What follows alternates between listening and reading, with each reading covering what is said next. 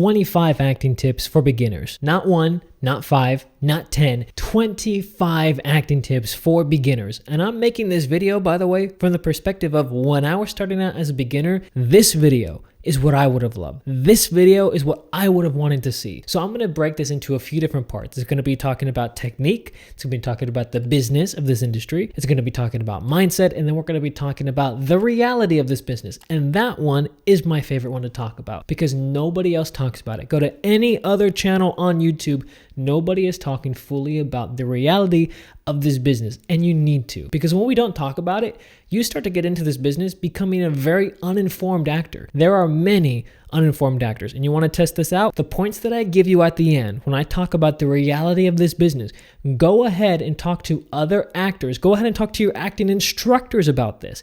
Ask them these questions and see if they can answer it. If they cannot answer it, as instructors, they are uninformed. I challenge you to ask them these questions and just wait till we get to it because that's going to be right towards the end of this video. So without further ado, let's go ahead and get into it. So tip number 1 is realizing that acting is all about telling stories. Everybody tries to overcomplicate and say, oh, acting is about this crazy thing that we're doing here, or they try to make it a farce that it's, hey, acting is about making crazy faces or voices. And at the end of the day, what acting is, what we do, for the simplest terms, we just tell stories. When you realize that, you start to inhabit characters differently. You look at a script differently when you realize that foundational point. Point number 2, you as an actor need to have confidence. Without confidence, we don't really get to see you. When you have more confidence, we get to see more of you as a performer, more of you as an actor. And that is what we want. That's what the audience want to pay tickets to go and see. Not a veil, but they want to see you come forward. Point number 3 is you must know your 5 W's.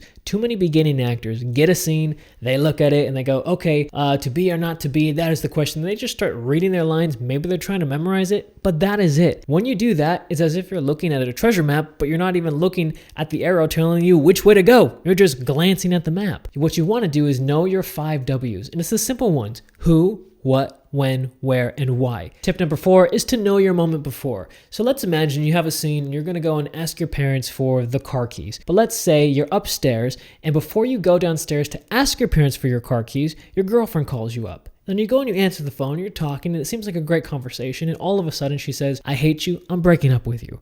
You're going to be devastated. Your heart's going to drop. The feelings you're going to have is not going to be good. Now, when you go and walk downstairs and you look your parents in the eye and you go and ask them for the keys, the way you interact with them is going to be completely different if instead, when you were upstairs, the girl of your dreams called you. You don't have a girlfriend at all. Your girl of your dreams calls you and says, hey, I'm in love with you. I want to be with you. Let's go ahead and get married.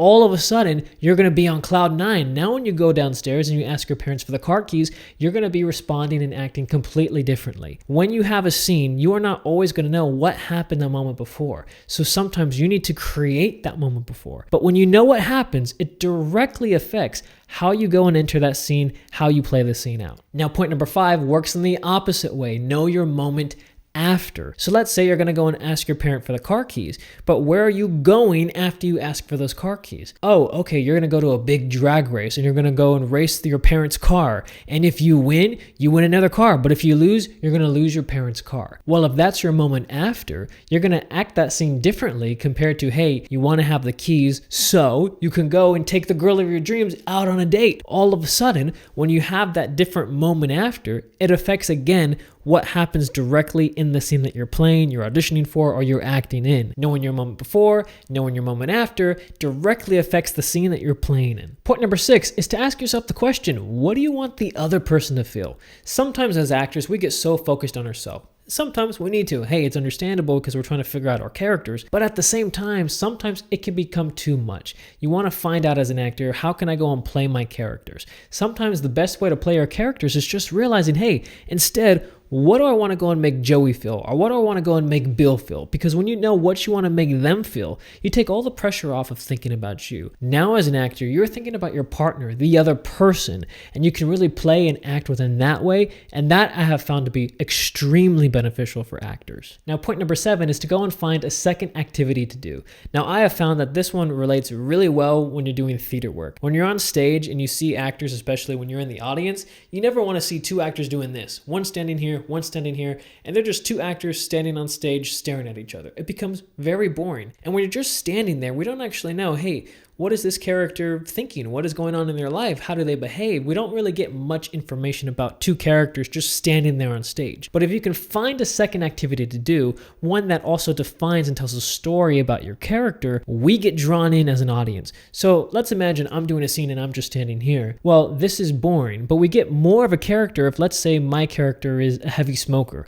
Well, that's going to tell a story, but it's also going to change my body language and how I interact in the scene. Because now, if I'm here, and I'm smoking and I'm talking to you, well, now I have a hand gesture here. Maybe how I look at you is a little different. I tilt my head a little bit. There's more playing and action being involved because I have another second activity that I'm doing. Tip number 8. Theater acting is bigger than film acting. When you're on stage, we can see your entire body. Right now, I'm on camera. Look, you can't see my feet. You don't know what my feet are doing right now because on stage, you see everything. On camera, you do not. Tip number 9 is to know what is your character's wants or objectives. What do they want to achieve in the scene? What are they trying to get? Hey, okay, you're in the scene and you want to have the car keys from your parents. Okay, well, you know that's what you want. So now since you know what you want, you have to ask yourself, how are you going to play that scene? You can play it in many different ways. You can try to guilt your parents in order to give you the car keys. You can try to trick your parents into giving you the car keys. You can try to go and be extra polite and nice to go and get the car keys from them. But you can only go and play one of those situations if you know what your character wants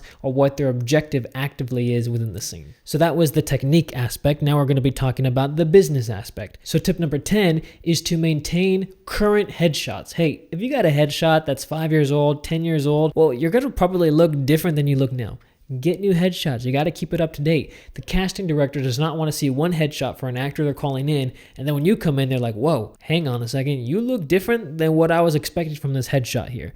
You want to make sure that your headshots are always up to date. And also, hey, if you're going to get a whole new hairdo, you're going to change something up with your face, you're also going to have to get new headshots for that. So just always be aware.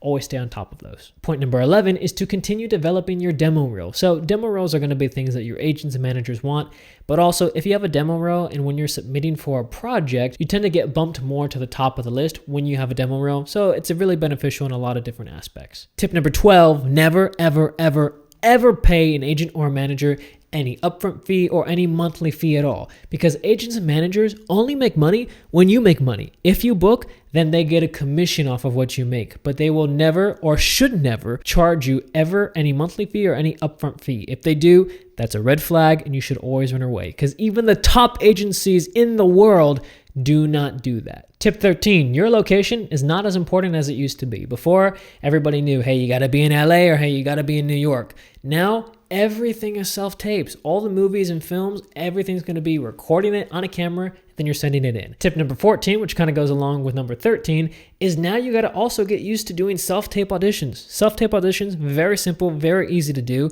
but you have to get used to it. Knowing how to frame your camera, frame yourself, have a good background, have your lights set up, have a good sound audio, but you got to get used to doing self-tapes for yourself because that's going to be your lifeblood as an actor. Tip number 15 is get used to networking. Sometimes who you know is more important than the actual talent that you have. Maybe you know a casting director, maybe it's a producer, maybe it's a director, and then they say, hey, Jim, Tom, whatever your name is, hey, you would be great to be in this project. And all of a sudden you realize, wow, I didn't even have to audition for that. This buddy of mine just put me onto the project. Make those connections because it helps. Now we're going to be getting into the mindset of things. So tip number 16 is be open to feedback. Don't be one of those actors that says, hey, I know everything. I think I know everything there is to know about acting, because if you think that, then you're never going to learn anything new. You do not know everything. There is more that you can learn. Be open to receiving the feedback. You do not have to accept the feedback, but receive the feedback and go, okay, maybe he's right, maybe he's wrong. Let me think about it, but don't just reject it right off the bat. Tip number 17, this is a marathon, not a sprint. Let me repeat that one more time. This is a marathon, not a sprint. And the reason that we know that many actors think of this as a sprint is because do you know how many actors quit just after 1 year? In the first year, how many actors quit? Do you think it's 25%? Do you think it's 40%? It's 2/3. 2/3 of actors quit this business just after the first year. It's a crazy number to think about, but the reason that happens is because everybody's thinking, hey, I'm going to go out to Hollywood and then I'm going to audition and make it. And guess what? that doesn't happen. So you got to remember, this is definitely a marathon. It's never going to be a sprint, never was a sprint. Tip number 18 is to continue to self-improve within your life. This here, all of this is your vessel to go and work with as an actor. This is your instrument. So the more that you improve and get better at your own instrument, the more that you're going to act better. So keep improving yourself as a human being. Tip number 19 is to become a realist. What you don't want to do is you don't want to be on one side of the spectrum where you're like, hey, I'm never going to make it as an actor. Why do I even try? I should never audition. And you also don't want to be on the other extreme where it's, hey, you know what? I look good. I can act. I'm definitely going to go and make it as an actor. When you're on both of those extremes, those are both bad to be on. You want to be in the center. The center is a realist, somebody who realizes, hey, these are the pros, these are the cons. Hey, these are the odds. Hey, these are the odds that are stacked against me. A realist realizes the reality of the situation. They're not a Debbie Downer, but they're also not an extreme fantasy person just living in the clouds thinking, oh my God, I'm going to make it as an actor, because most likely you're going to realize something when we get to our next point. Tip number 20, most actors do not make it. I'm going to repeat that one more time. Listen to this. Most actors do not make it. And when I say make it, I'm referring to the professional sense of, hey, you're in the big Tom Cruise movie or the big Marvel movie and you're making millions and millions of dollars a year. Because that's where most actors are trying to get to. They're trying to make a living just based off of solely their acting. Most actors cannot do that at all. It's a sad reality, but most people don't realize it. Tip number 21, there are more non-union actors than there are union actors. In the union, SAG-AFTRA, we have 160,000 members, but do you know how many non-union actors there are? There is over 700,000 non-union actors just according to Backstage in the registry that they have. It's a hard business because remember what I said, most actors do not make it. There are 700,000 members who are not even in the union because it's an extremely hard business to break into. Tip number 22. So now you're probably thinking to yourself, okay, well, if I can get into the union, if I'm lucky enough and I get in the union, boom, then I scored. Actually, not so much, because you're going to be surprised about this. How many artists do you think can qualify for health insurance within SAG-AFTRA? Well, you have to make about $25,000 to $26,000 just to qualify, and only 14% of members within the union are able to qualify. Tip number 23, Hollywood's morals are not consistent at all. Hollywood likes to talk about, hey, we want to be inclusive and do all these great, amazing, awesome things to make everybody feel good and do good and all of this. But honestly speaking, we did a video talking about the dark side of Hollywood, and the thing is, people can say whatever they want. Words speak, but actions speak louder than words all the time. Every time. And we talked about it in The Dark Side of Hollywood, how Jared Leto went and sent used condoms to his castmates. The used condoms. Or how Meryl Streep was slapped by her scene partner. And I was getting my stuff together and walked out in the hallway and he looked at me and he slapped me as hard as he could. Or we talked about how actors would go and be rude to other people on set. And then we also saw how actors went and just talked about their own religious beliefs. And then just by talking about their own religious beliefs, they got canceled from Hollywood. So it's interesting, say you're Christian apparently is a bad thing in Hollywood nowadays. It just doesn't make sense that somebody can send used condoms to their castmates, or somebody can go and assault a woman, but then they only get a slap on the wrist or nothing happens at all. But then somebody goes and talks about their religion, and whatever their religion could be, and then all of a sudden they go and get canceled. That's just not fair. When anybody looks at it from the outside, just doesn't make any sense at all, because Hollywood's morals are not truly in line with what they preach. Ultimately, what you're going to find in life is actions speak louder than words. So when the words say one thing, what do the actions show? Tip number 24, it's not always the best actors who make it. That's why we see bad actors on TV shows, bad actors in movies, because it's not always the best actors who make it. Even though you may be the best actor in your class, doesn't guarantee you're going to make it as an actor. It should, because your talent says, hey, you're good enough. But that's not what this business is always about. Tip number 25 is that the depression rate for artists is 3 to 10 times higher than the global depression rate. Let me say that one more time. It is 3 to 10 times higher than the global depression rate. That is an extreme number to think about, and it's crazy to think about that. You have to realize when you get into this business, you have to be very careful, because the depression rate, it's much higher than the global depression rate, and it's very scary. As you can see, talking about the reality side, you've never heard these points before. And again, I challenge you, go and tell this to other people. Tell it to other actors. Tell it to your own acting instructors to see, do they know the answer to this? Because trust me, a lot of them do not. They are not informed or they are misinformed. But the reality side is something that we need to talk about all the time for actors, because every single actor needs to be extremely informed when they get into this business. So that's our video for today. I hope you got a lot of value out of it. If you did, please go and leave a comment down below on what was the most valuable piece of information that you got from this video, because it takes a long time to go and make these, and just leaving a comment down, it allows me to go and keep making this type of content here. Now, if you like this video and you want to watch another one in conjunction with this one, then you're really going to love this video right over here. I'll see you later. Bye-bye.